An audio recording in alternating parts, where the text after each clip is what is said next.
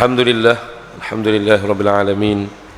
Wassalatu wassalamu ala Rasulillah wa ala alihi wa ashabihi wa man walah. Amma ba'du. Assalamualaikum warahmatullahi wabarakatuh. Yang saya muliakan seluruh pimpinan Masjid Nurul Yaqin, tuan-tuan guru, ayah-ayah, abang-abang, adik-adik, sahabat-sahabat muslimin, mukminin yang dimuliakan oleh Allah Subhanahu wa taala. Alhamdulillah, syukur pada Allah Subhanahu wa taala.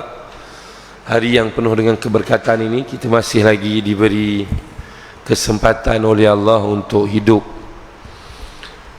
Nikmat hidup ni besar lah. Nikmat hidup ni besar sangat-sangat. Sebagaimana yang saya rasa tuan-tuan, ayah-ayah lebih maklum daripada saya, manusia yang telah meninggal dunia ketika ini bermula daripada bapa kita semua, Nabi Allah Adam alaihissalam, sampailah mungkin tadi baru meninggal. Semuanya untuk dimintakan untuk dia, semuanya dia orang minta untuk hidup. Semua roh yang telah meninggal dunia, satu benda je dia minta pada Allah, iaitu untuk dihidupkan kembali. Dia bukan nak harta. Ya Allah, bagi aku harta, ya Allah. Ya Allah, bagi aku rumah, ya Allah. Bagi datangkan aku anak-anakku, ya Allah. Dah. Dekat kubur dia tak nak apa-apa, dia, ya Allah, ya Allah, tolong hidupkan aku balik. Dan permintaan setiap roh, termasuk kita juga, kita pun sama juga, minta dihidupkan kembali itu hanyalah untuk melakukan amal soleh. Bukan minta sejam lah tu, minta berapa second lah kalau bahasanya. Minta berapa second ni. Contoh, ya Allah, aku nak hidup 5 saat untuk aku nak nyebut subhanallah. Satu subhanallah tahu. Sebab masa tu baru kita tahu nilai satu subhanallah. Sekarang kita tak tahu. Kita tahu nilai RM20, RM30, itu kita tahulah nilai dia. Rumah kita berapa nilai, itu kita tahu. Sekarang kita tak tahu nilai subhanallah, nilai alhamdulillah, nilai tuan-tuan duduk fikir tentang dosa, tak tahu nilai tu. Tapi dah mati, Allah pertontonkan semua amal kebaikan kita, semua dosa maksiat kita. Jam itu baru kita tahu. Jam itu baru kita tahu setiap besarnya satu-satu ibadah yang kita lakukan, dan bahayanya satu-satu dosa yang kita lakukan, walaupun sekecil-kecil perkara. Ini kita semua tahu, Allah SWT sebut dalam Quran kan, faman ya'mal mithqala dzarratin khairan yarah, waman ya'mal mithqala dzarratin syarran yarah.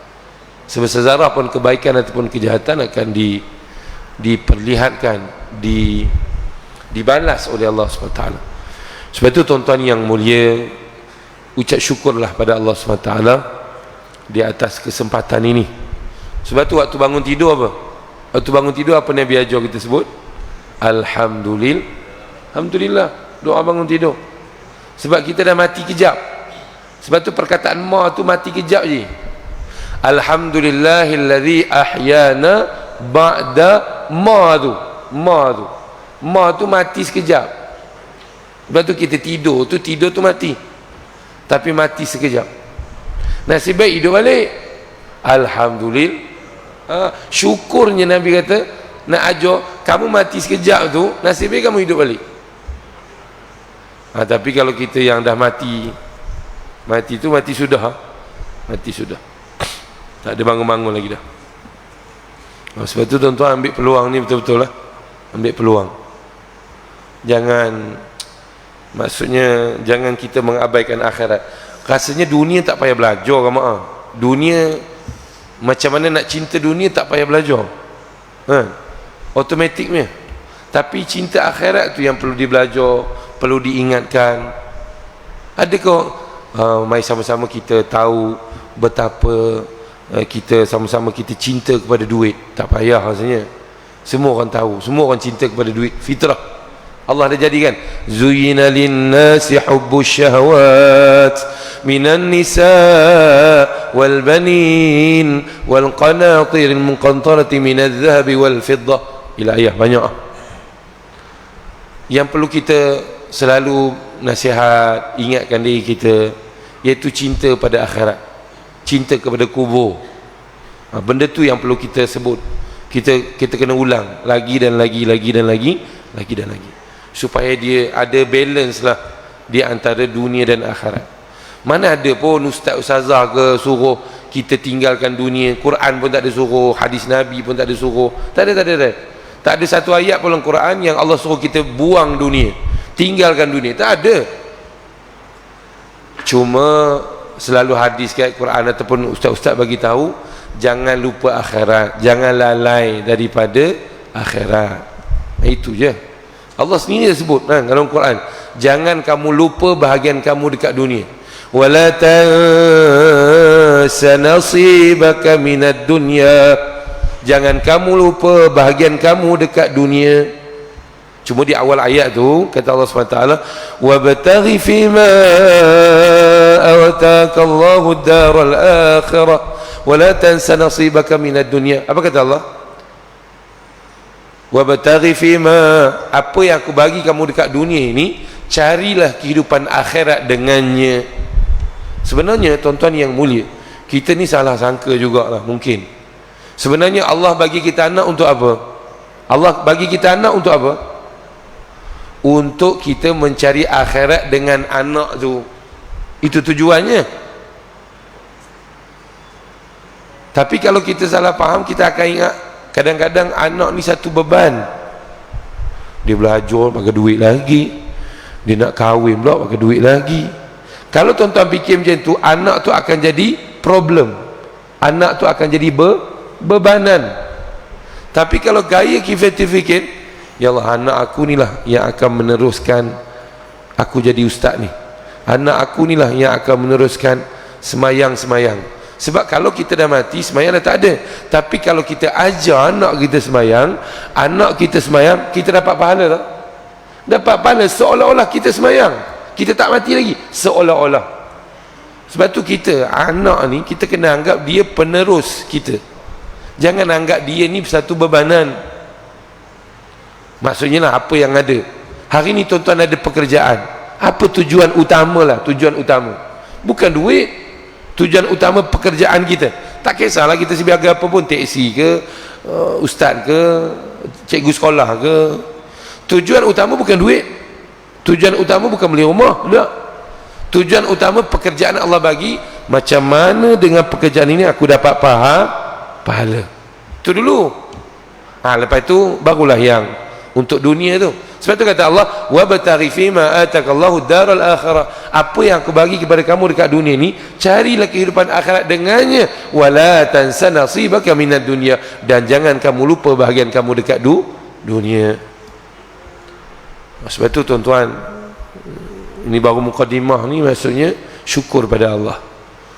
Nikmat hidup ni syukur tuan. Tapi syukur ni bukan sekadar sebut Alhamdulillah lah.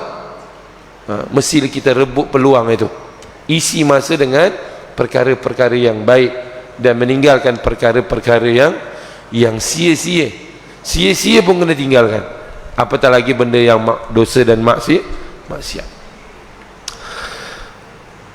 Baik tuan-tuan yang mulia,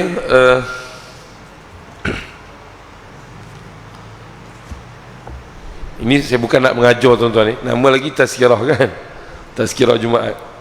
Tazkirah ni maksudnya remind lah, benda ni kita dah tahu dah, apatah lagi ayah-ayah ni lagi maklum lah, lagi banyak pengalamannya, banyak ilmunya. Cuma sekadar kita remind, kita mengingatkan balik. Baik, yang pertama tuan-tuan, suka saya singkat sebelum saya masuk tajuk, berkaitan dengan puasa sikit. Kalau soalan adik-adik mungkin tanya kan, adakah semua orang yang berpuasa akan dapat takwa? Kita semua tahulah target dia takwa, la'allakum tattaqun. Adakah semua orang yang berpuasa akan dapat takwa? Jawapannya tidak, bukan semua orang. Sebab itu disebut la'allakum, ya ayyuhalladzina amanu kutiba alaikumus shiyam kama kutiba 'alal ladzina min qablikum la'allakum tattaqun. Kata ulama dalam menafsirkan ayat ini, setiap perkataan yang ada menggunakan la'alla. Tuan-tuan kalau baca Quran, tuan-tuan akan jumpa la'allakum ta'qilun, la'allakum tatafakkarun. Mesti ada perkataan la'alla. La'alla tu maksudnya, kata ulama, siapa yang berusaha bersungguh-sungguh saja akan dapat lepas tu. Ayat lepas tu. Kalau takwa, takwalah. Kalau berakal, berakallah. So dalam ayat puasa ni, ulama bagi tahu orang yang berpuasa sungguh-sungguh saja yang akan dapat takwa. Sebab tu kita kaitkan dengan sebuah hadis Nabi tu kan, yang Nabi kata berapa ramai orang yang berpuasa tidak dapat apa-apa melainkan ju' wal atash, lapar dan dahaga. Itu pembahagiannya. So ringkasnya, macam mana nak sungguh-sungguh, tuan-tuan? Siapakah orang yang dikatakan la'alla tu, yang sungguh-sungguh sehingga dia mendapat takwa? Yang pertama, iaitu orang yang menjaga ketaatan pada Allah. Itu orang yang akan dapat takwa. Sebab tu tuan-tuan kan kadang-kadang ada soalan datang, Ustaz, dia puasa tapi tak semayang. Betul tak? Kadang-kadang soalan tu datang. So di sini jawablah, puasa dia dapat apa-apa tak? Tak dapat apa-apa. Pahala tak dapat, takwa tak dapat, syurga tak dapat. Tak dapat. Dia hanya dapat lapar dan dahaga. Kerana apa? Di antara syarat ataupun orang yang bersungguh-sungguh tadi tu, yang la'alla tu, iaitu orang yang tidak melakukan ataupun melakukan ketaatan kepada Allah, tidak meninggalkan perkara yang disuruh oleh Allah. Itu yang pertama. Dan yang kedua, iaitu orang yang meninggalkan segala maksiat dan perkara yang sia-sia. Contoh saya sendiri, kita siang kita berpuasa, kadang-kadang mata kita tengok benda yang haram. Malam nanti lepas tarawih ke ataupun sebelum datang tarawih, tengok benda-benda yang diharamkan oleh Allah. Kita dah boleh muhasabah diri dah. Maksudnya puasa kita tak dapat apa-apa melainkan lapar dan dahaga. Sebab apa?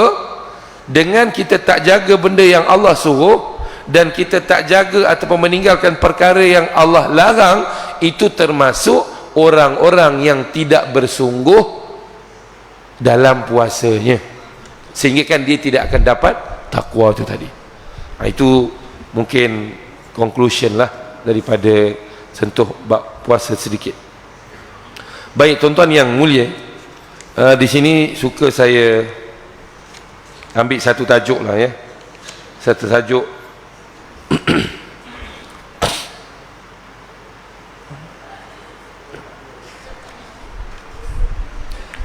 enam seksa bagi orang yang gila dunia.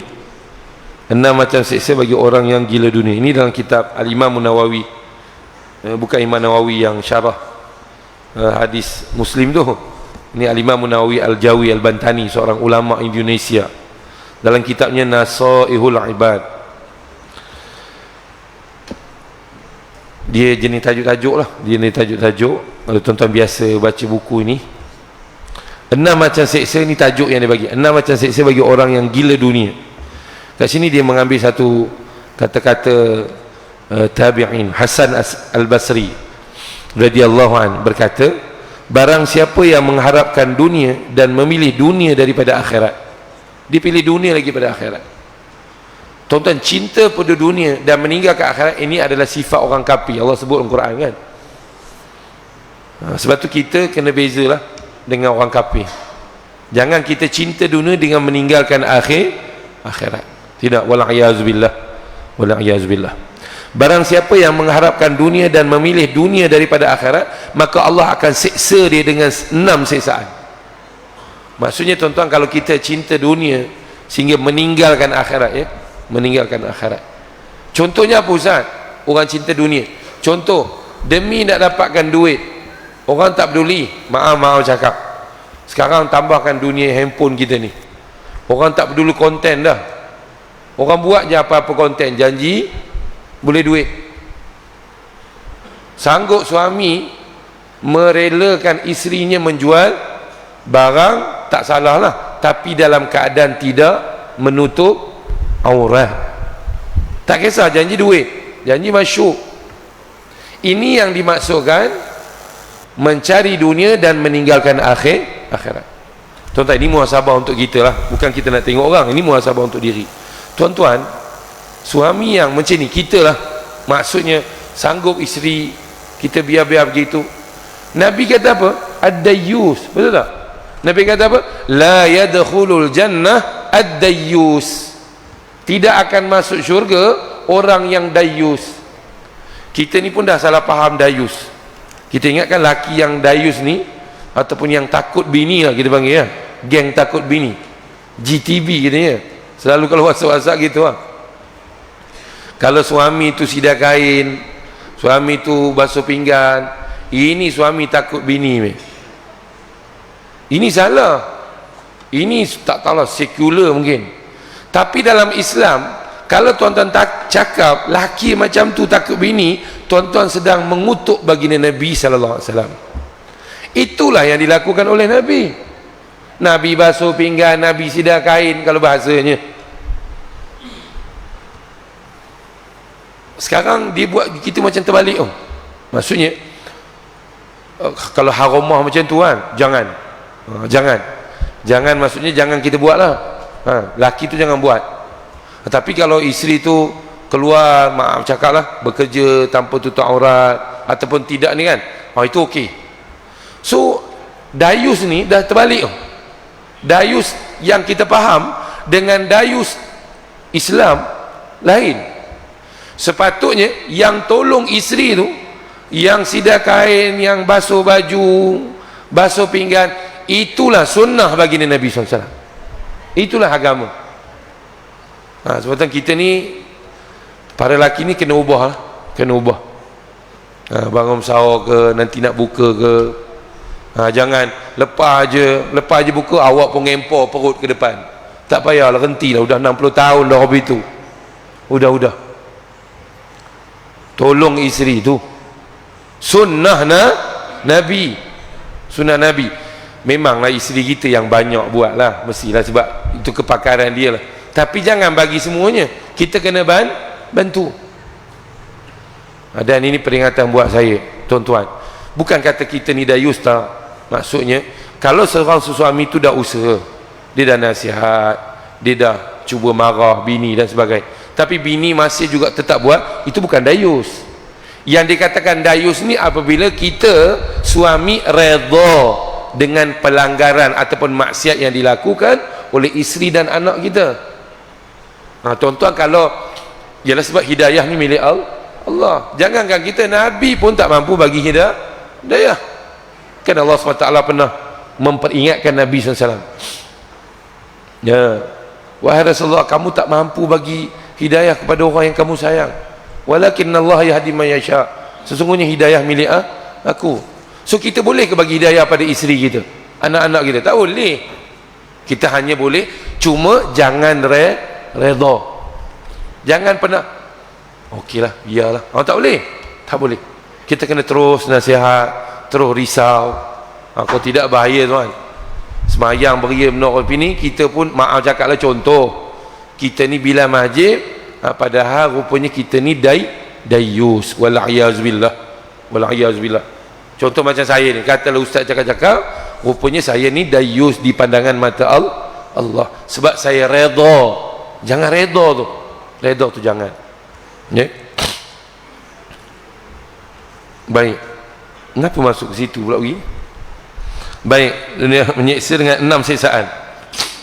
Itu contoh tadi Contoh yang dikatakan yang mana kita utamakan dunia dan meninggalkan akhirat. Sebab tu kadang-kadang kita sanggup apalah buat benda-benda yang dilarang oleh Allah demi kepentingan dunia. Itu termasuknya. So kata ulama ini, Allah Subhanahu Wa Taala akan timpakan 6 macam siksaan. 3 dekat dunia, 3 dekat akhirat. Kalau kita lah. Yang pertama sekali, 3 siksaan di dunia adalah, pertama sekali, orang ni akan suka angan-angan. Dia berangan-angan tanpa batasan. Tak apa, Allah maaf pemaaf, aku rasa masuk syurga ni rasanya. Angan-angan tu, angan-angan. Amalannya amalan ahli neraka, tapi berangan-angan masuk syurga. Ini azab sebenarnya, azab. Kalau kita ini letak kepada diri kita lah, letak pada diri kita sendiri. Kalau kita ni utamakan dunia berbanding dengan akhirat, sanggup korbankan akhirat berbanding dengan dunia, Allah SWT akan campak satu azab kepada kita, iaitu kita akan suka berangan-angan. Yang kata nak masuk syurga tadi bukan syurga bawah pula tu, syurga Firdaus lagi. Haja anda. Tuan-tuan ini muliakan Allah SWT. Itu yang pertama. Kalau saya sendiri dan tuan-tuan kita ni rupa itu berangan-angannya, itu rupanya sedang kita diazab oleh Allah Subhanahu Wa Taala. Yang kedua, sangat rakus tanpa kecukupan, tanpa ada perasaan puas hati. Tak cukup, tak puas-puas, tak puas. Rupanya hari ni kalau kita ada satu rumah nak rumah lagi, nak ada satu rumah nak rumah lagi, udah ada rumah atas nak rumah bawah pula, kan? Udah ada rumah tu nak corner lot pula. Sebenarnya itu azab rupanya. Tak pernah puas kita ni. Tak pernah puas. Macam kita pakai apa? Minum air laut, minum air laut, tidak akan menghilangkan dahaga, bahkan memudaratkan. Tak akan pernah puas. Ini membuatkan bila tak pernah puas, kita akan jadi kedekut. Bab duit ni jangan main. Ramai orang boleh semayang 8 rakaat, tapi bab infak jangan main. Tuan-tuan yang mulia, kita kena ubahlah sebenarnya bulan Ramadan ini.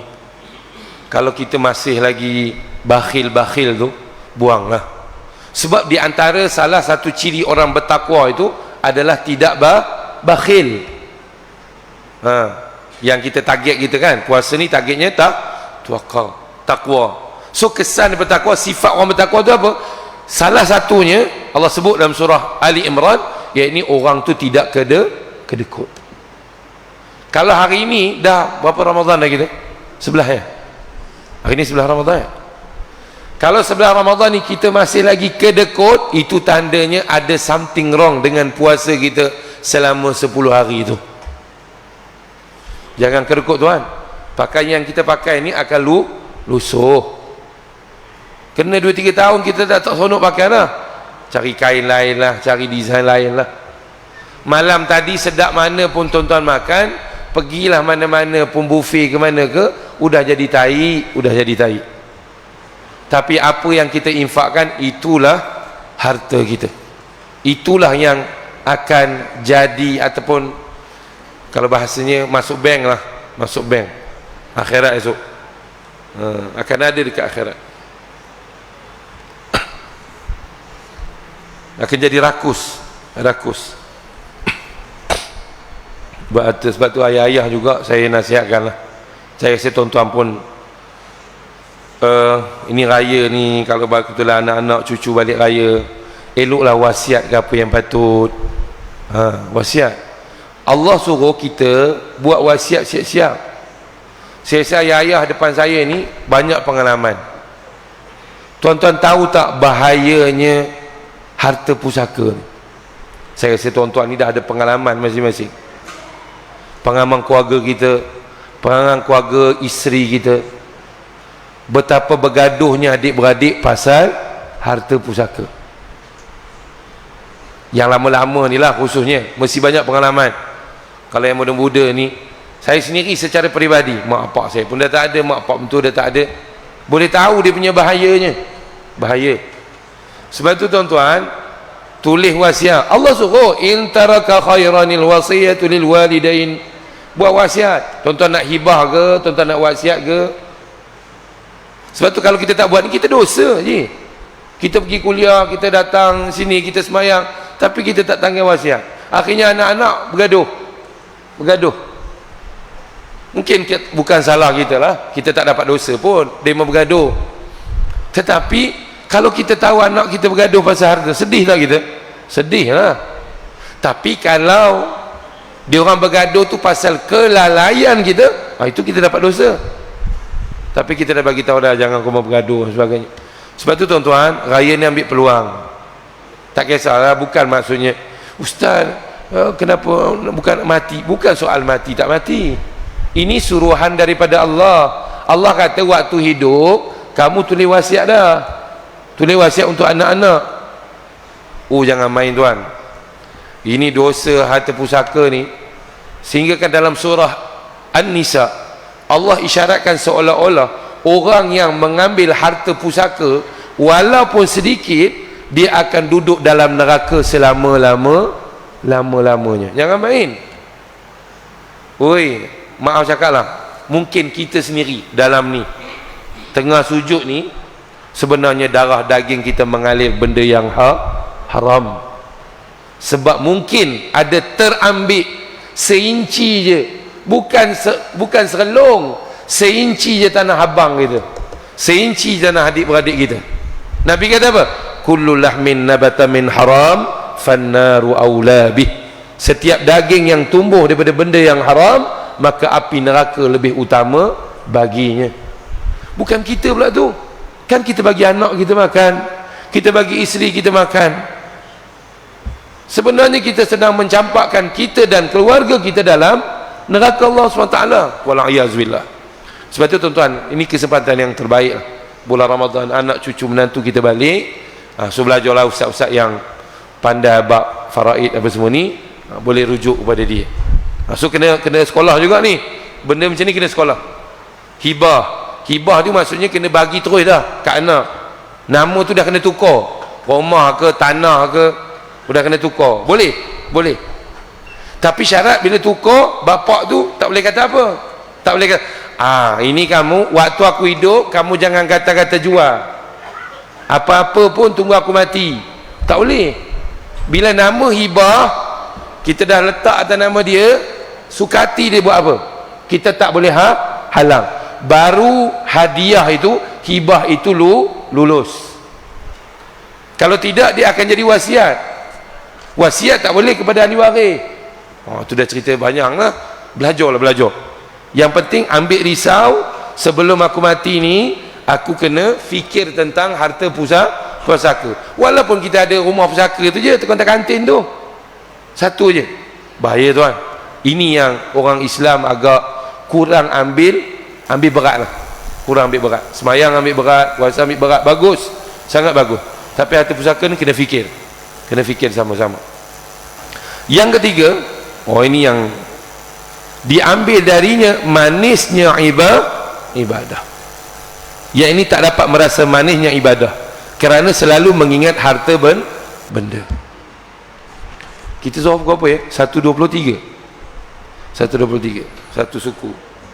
Kita berhentilah 15 minit InsyaAllah. Boleh. Sebab tu semayang tuan tak rasa nikmat. Dah apa burung pelatuk semayang je, gudung gedengang, tak pernah rasa nikmat. Cuba tanya, apa faham waktu sujud, waktu duduk, antara duduk sujud, apa yang rasa? Kalau kita tanya, kalau kadang-kadang tak faham pun apa yang kita baca. Wafili warhamni wajbur, apa pula jebur ni lah, itu pun kita tak pernah belajar. Wafili okeylah, ampun, ifi itu selalu aku dengar, ya Allah ampunkan. Warhamni okeylah, rahim ni tahulah. Wajbur ni apa pula jebur. Tuan-tuan, yang kita tengok handphone tu apa lama-lama tu, baik tahu apa maksud wajbur ni. Jangan kau aibkan aku ya Allah. Itu bagi faedah daripada tengok yang bukan-bukan. Itu tiga kata ulama-ulama kita. Kalau kita cinta kepada dunia sehingga melebihi akhirat, 3 sesaan kita dapat dekat dunia. Yang pertama tadi, angan-angan tanpa batasan. Angan-angan maksudnya buatnya tak orang pemak jenis kata apa tidak situ juga, tapi dia punya harap syurga yang paling tinggi sekali tu, kuburnya dia yang paling luar, tak ada kena seksaan malaikat maut ke apa ke, malaikat muka nangkir tak akan seksa. Pada hang empo je, nengok empo je rojanya. Itu angan-angan. Yang keduanya rakus. Dah ada tak cukup-cukup, tak pernah cukup.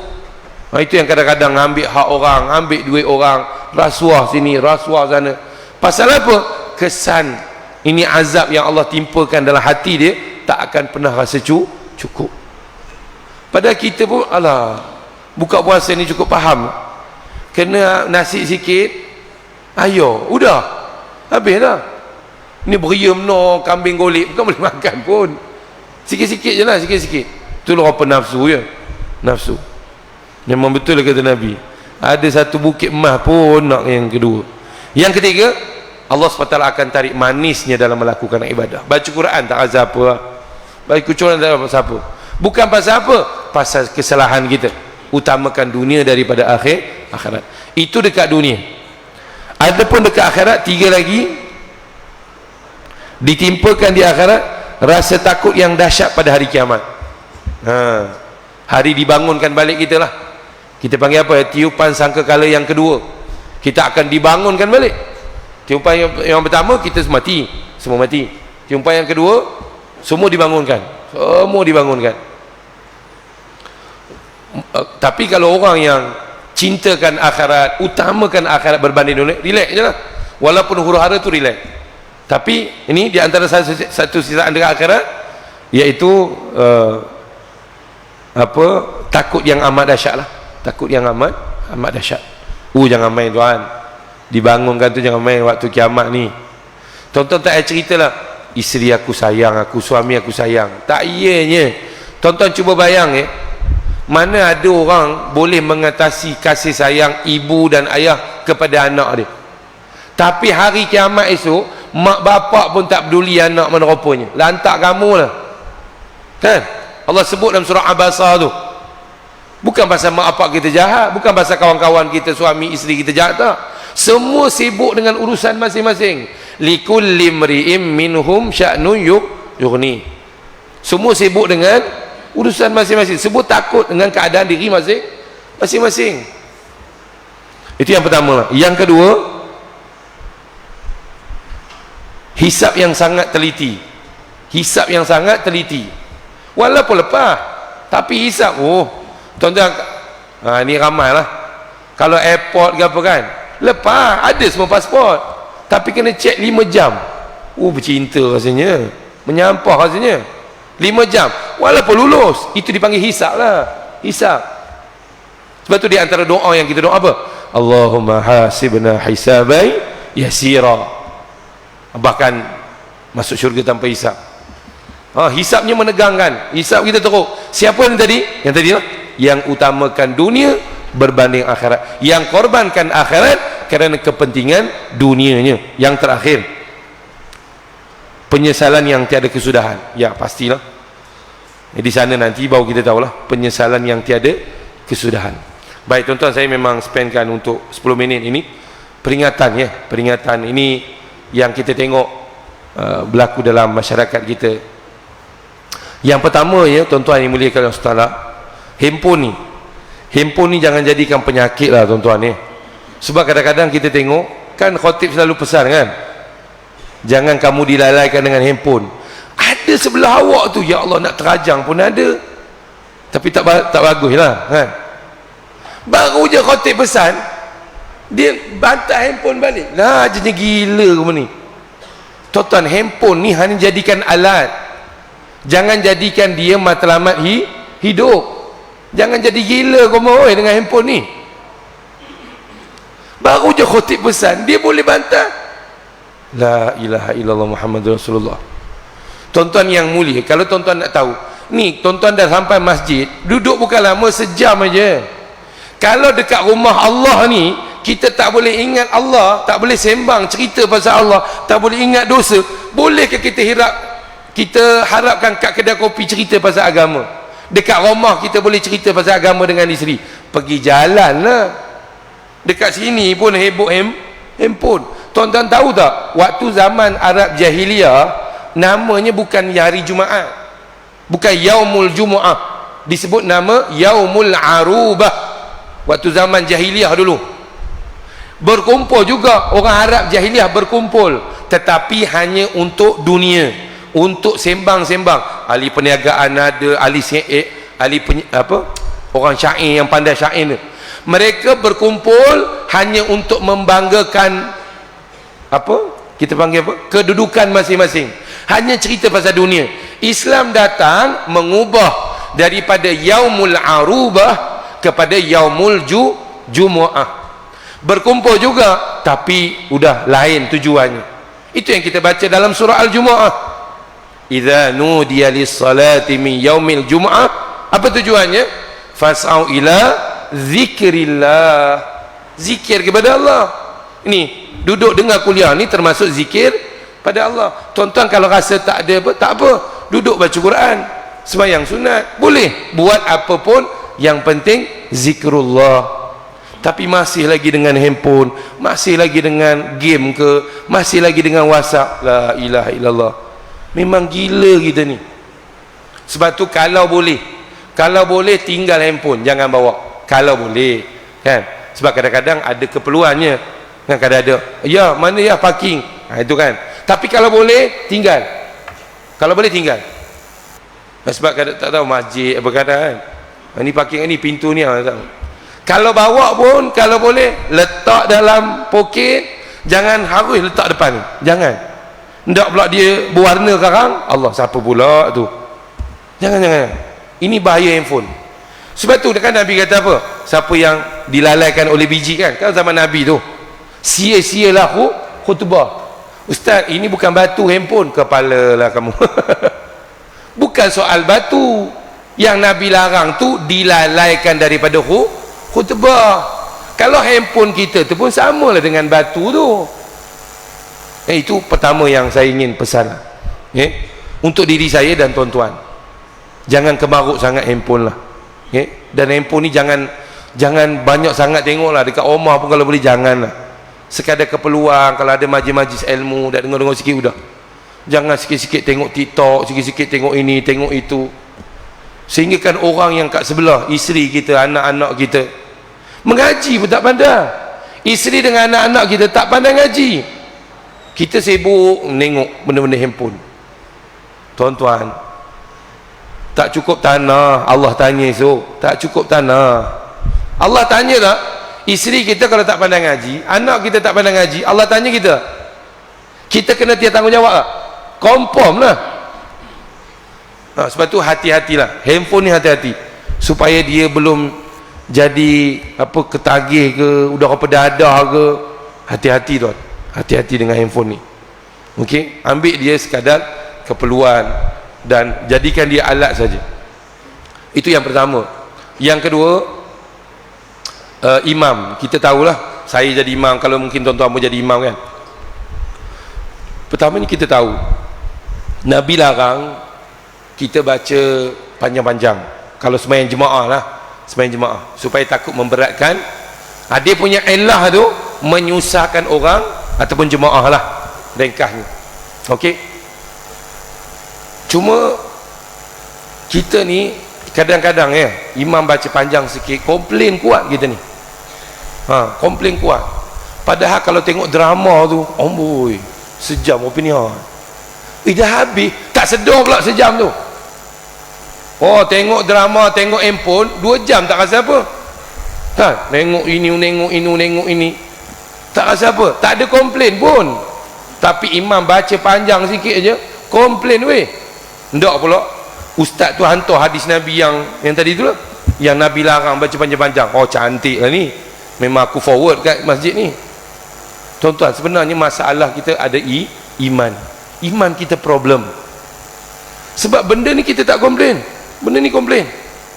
Bukan itu yang saya nak ingatkan. Saya nak ingatkan para imam, contoh saya sendiri, itu panjang tapi pendek jangan pun jangan.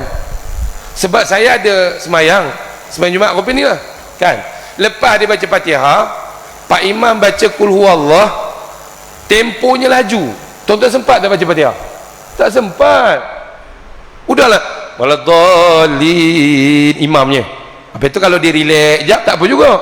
Lepas waladhdallin, bismillahirrahmanirrahim, dia terus bismillah, tu satu. Yang kedua, temponya laju. Qul huwallahu ahad, Allahus samad, lam yalid wa lam yulad wa lam yakul lahu kufuwan ahad. Ya Allah, awak yang belakang ni mengah weh. Mengah nak habiskan Fatihah. So imam ni pun kena ingat, kena cerdik juga. Bukan panjang tu tujuannya apa?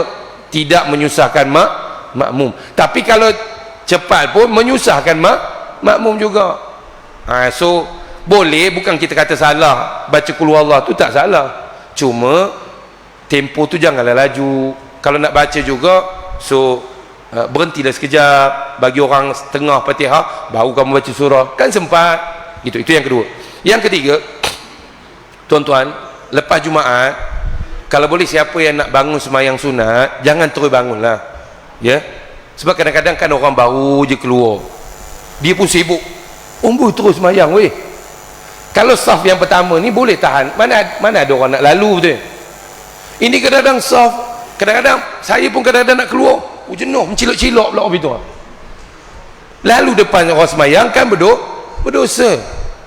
Nabi larang. Ialah kadang-kadang kita masyarakat tak tahu. Kita ni yang cerdik ni, kalau haji-haji yang bangun tak lama je, seminit je, seminit habis je kan, apa itu, bangun, biar orang jalan-jalan seminit, insya-Allah settle dah orang. Betul? Mesti tu. Jam tu sembahyang lah. Ndak pula depan pintu pula, ya Allah ilallah Muhammadur Rasulullah, depan pintu masjid pula dia sembahyangnya. Ya Allah, biarlah cerdik sikit, ya. Itu yang berlaku lah. Saya harap sangat-sangat bukan ngajar, tidak, sedikit teguran, ya. Boleh sembahyang, maksudnya kalau kita betul, ustaz saya salah, bukan soal salah betul. Sebenarnya kalau kita betul pun, kita melakukan itu dipanggil ihsan, kita melakukan kebaikan. Dan kadang-kadang masyarakat akan terdidik dengan cara itu. Maksudnya kita tengok, haji tu dia relax dulu, baru dia sembahyang, lepas aku kadang-kadang masyarakat terdidik dengan amalan kita. Okey. Dan yang terakhir, tuan-tuan yang dimuliakan oleh Allah SWT, ini bukan apa ya, untuk besarkan vision kita, masjid ataupun kita semua. Tuan-tuan, pagi Jumaat kita perlu faham, pagi Jumaat bukan disunatkan sujud tilawah. Itu kadang-kadang salah faham. Tuan-tuan dengar baik-baik ya. Bukan disunatkan kita sujud tilawah setiap pagi Jumaat subuh. Yang disunatkan baca surah As-Sajdah, itu yang disunatkan. Kebetulan dalam surah As-Sajdah ada sujud tilawah. Pasal itulah kita sujud tilawah. Tuan-tuan boleh beza tak antara dua benda tu? Sebab ada orang dia tak hafal surah As-Sajdah, dia baca surah lain yang ada sujud sejadah. Faham tak? So itu dia punya fahaman, yang sunatnya sujud, bukan baca surah sejadah tu. Boleh faham tak ni? Ini salah faham kita. Orang masjid pun kadang-kadang salah faham, kita pun salah faham. Yang disunatkan tu Nabi buat, iaitu rakaat pertama baca surah As-Sajdah, rakaat kedua baca surah Insan. Kebetulan dalam surah As-Sajdah itu ada sujud tilawah. Bila kita baca, kita kena sujud. Pasal tu jadinya sujud. Kalau tuan-tuan faham itu, okeylah. Tak adalah tuan-tuan, bacalah surah Iqra ke. Iqra kan ada juga sujud sejadah. Sebab dia ingatkan yang sunat itu sujud. Rupanya yang sunat itu baca surah Sajadah. Boleh faham? Okey, udahlah tu. Tuan-tuan dimulai. Bukan apa saya nak. Ada juga yang masjid buang imam pasal imam tak baca surah Sajadah. Itu pun satu juga, agak kerah lah. Bukan setiap pagi subuh Jumaat Nabi baca surah Sajadah, tak juga. Bukan setiap pagi lah, bukan setiap pagi subuh Jumaat. So tuan-tuan, kita kemudian sebab kita ada announcement mungkin masjid, cuma bukan kita kata salah, teruskan buat, eloklah masjid buat. Bukan apa surau-surau ada yang bukan tak ada sejadah kan, masjid buatlah. Itu buat sekadar program kita, baguslah. Kalau kamu nak cepat, nak pergi roja, pergi surau, jangan pergi masjid surah Sajadah. Gitu. Supaya bila kita faham pihak masjid ataupun kita faham ada ilmu, baru kita akan bertenang. Buat pun okey, tak buat pun okey. Kalau buat pun kita tahu yang sunatnya surahnya, bukan sujudnya. Ampun maaf ibu-ibu ayah-ayah sekalian, khususnya ayah-ayah saya lah, para asatiza, para alim ulama. Bukan saya nak mengajar, tidak, kadang-kadang ada sikit-sikit yang terasa ataupun yang nak disampaikan, sekadar mudah-mudahan bertambah baik, bertambah baik amalan ataupun apa-apa juga yang berlaku. Dan terima kasih di atas segala perhatian. Qul qauli hadza wa astaghfirullahal azim li wa lakum. Assalamualaikum warahmatullahi wabarakatuh.